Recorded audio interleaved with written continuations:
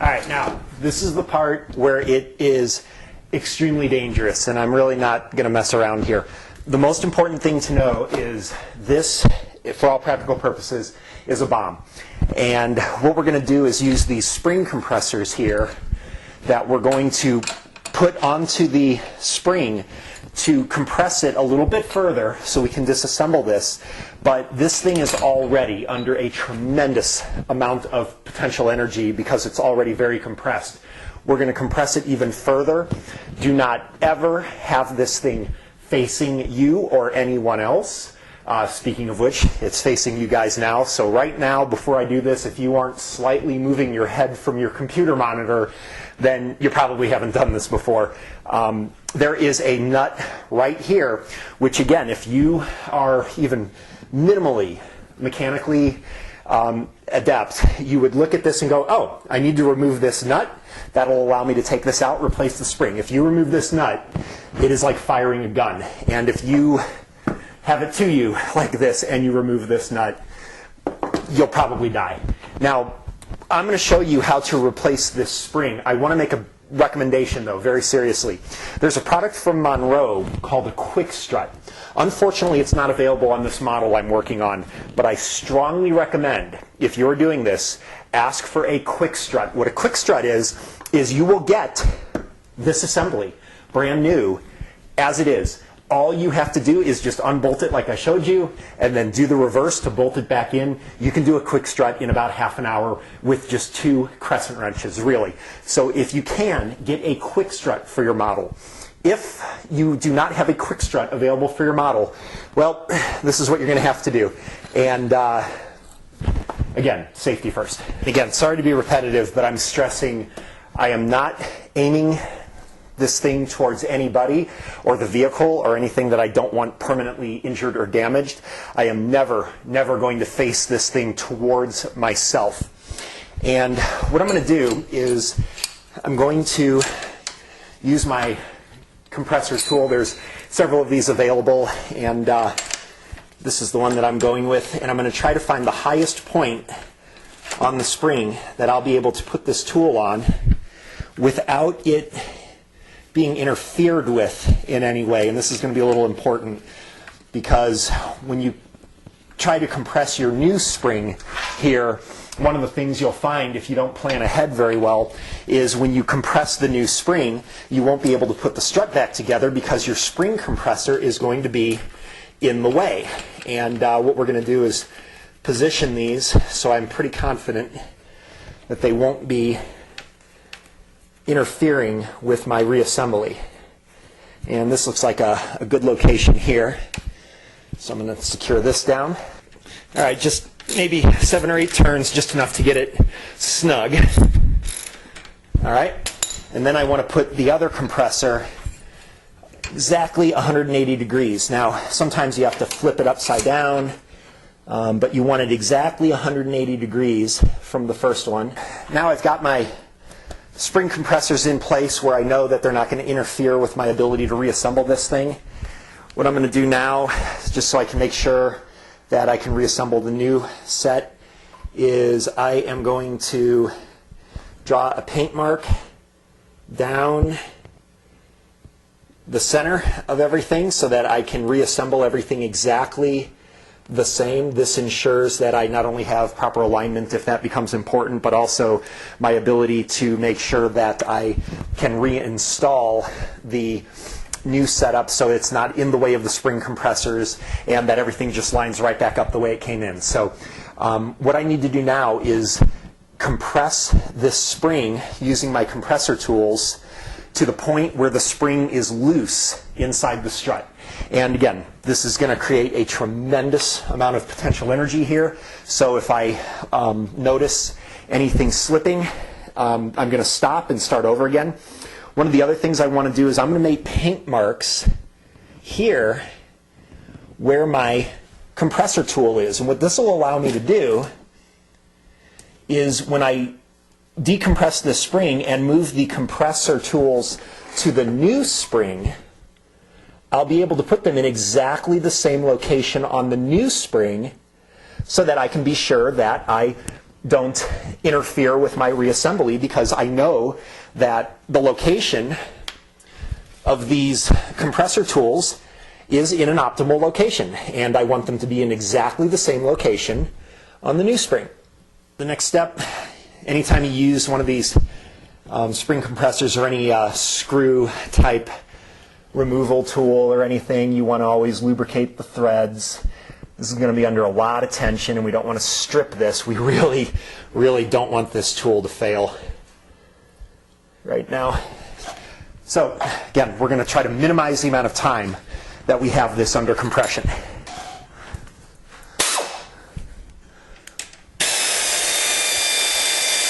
Just going to do a few turns each side, back and forth.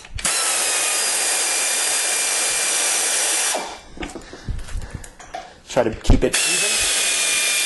All right, at this point, my spring I can feel is loose in the assembly now, and you'll also see that things shift a little bit with your paint marks, so that's why I put the paint marks on. So on the new assembly, I'll be able to redo my paint marks, get everything lined up perfectly so I know it goes in without problem. And at this point, I can remove this dangerous nut on the end. Remember, do not remove that unless you are confident that your spring is properly compressed here, and I am. What I'm going to do is count the number of threads showing so that I can put the new nut on exactly the same depth, and I've got 3 threads there, so I'm going to go ahead and remove this. And there it goes, and the fact that this didn't blow up at me indicates that I have compressed the spring. Now, that doesn't mean I'm safe. I want to get this done quickly. Now, the nut's stuck in there, but I am not worried about that now. What I'm worried about now is I've got a bomb right here. So we're going to quickly dismantle this, get the strut out of there, and now the most important thing, if I am not going to reuse this spring onto the new strut, I am going to decompress this right now, because I do not want this thing under compression any longer than needs to be. Again, decompress it a little bit each side. Finally, at this point, the spring is decompressed, so we are out of danger, and I can remove the tool. So what I want to show you is I weigh 225 pounds, and if I lean as much as I can on this spring, I can compress it maybe a half an inch. Not even close to how much the spring is compressed normally in a strut assembly, much less the further compression we did. So that's to give you an idea of just how much tension you're working with on these things. All right, so the next step you'll want to do, you'll want to notice that there's a difference in the top of the spring versus the bottom of the spring, where the end of the spring is quite a bit wider, so you'll want to make note of that. That's the bottom of the spring. What I want to do is get my new spring, which you'll notice is quite a bit beefier looking. Should help with the suspension. Make sure they're about the same height. They may not necessarily be exactly the same height, and it is often a little hard to measure them. But what I want to do is I want to get my paint here, and I want to transfer any paint marks from the old spring to the new spring. So I want to line my springs up exactly here. That's right there. And I'm going to transfer my paint marks. They don't have to be totally exact, but I want to transfer all these paint marks as close as I can onto the new spring so I know where to place my compressor tool. All right, now I want to get my new strut out of the box, and it'll come with some new hardware, and usually it comes with some new seat pads and things like that, so we'll have to reuse the old ones, and they actually look in amazingly good condition considering the age of this vehicle. So the first thing we want to do when you get your new strut or shock, it's going to be in a compressed format. Again, unless it's a quick strut will be ready to go. So there's a little clip here. Sometimes you have to turn these to free them up. This one has a clip, so I just need to break that clip loose, and this doesn't look right, does it? All right, hopefully I paid attention during my disassembly and I'll be able to reassemble everything exactly the same. So we'll get that on. And one of the ways that I'll know that everything's reassembled exactly the same is from my paint marks that I made. So I know that everything's going back the way I took it off. One of the other things you want to do is make sure that your new strut and your old strut are the same, that the seating area is the same diameter and everything, and I've already measured these up and I know everything's the same. We'll have to reuse this seat here. So it's got a little tab here that's going to go into a hole here. You'll notice there is a depression right here where the bottom of the spring is going to sit. There will be a matching depression in the seat area on the strut. So this really should only line up one way. And we'll make sure that the spring seats properly. I'm going to put a little coat of grease around here to make sure that the spring's nice and quiet. And I'm going to transfer any paint marks from the old strut onto the new one.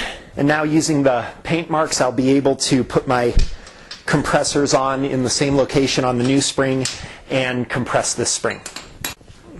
Oh, and one of the things I forgot to mention, I put a white paint mark on how far I had my spring compressor compressed in so that I can compress the spring the same amount as I did the old spring. That way I know I've compressed it the minimum amount that will allow me to put this thing together. So I don't think I mentioned that earlier, but you want to do that as well on both of your compressors so that you can compress the spring identically on your new spring.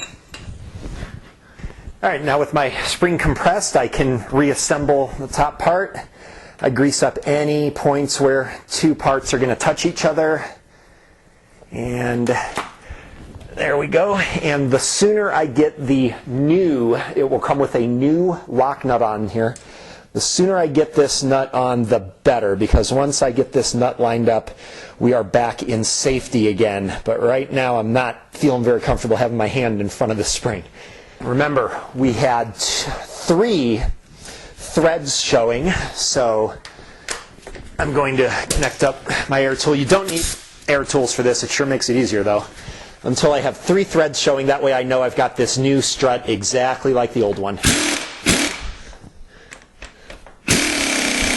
All right, I'm feeling much safer now. So what I want to do is check and see that the top of the spring is lined up in the little nub in the pad for the seat, and also that the bottom of the spring is in its little depression, and it is. So I can now go ahead and remove the compression on this spring and complete my strut assembly.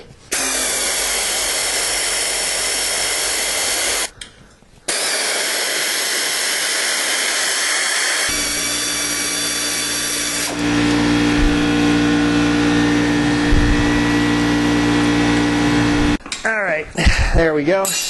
And now our strut is complete.